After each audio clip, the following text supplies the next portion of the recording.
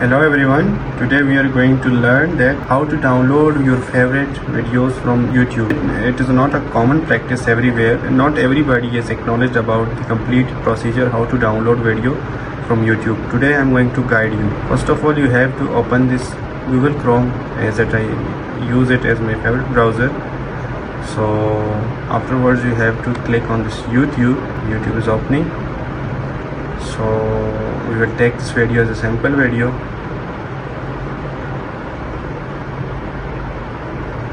So the video is coming.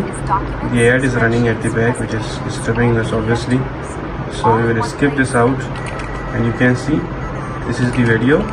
And afterwards we have to click on this three dot icon, which will show the download option.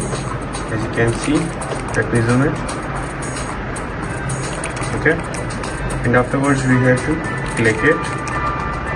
Then you have to check it out that either which resolution is satisfactory to you. If you are using the normal YouTube, so the download qualities will be appeared into the standard and low quality, and if you are subscribed to the premium version, so the full HD and the high quality will be also visible to you. So we will download the standard one, which is now usable or accessible to us. We will just download it.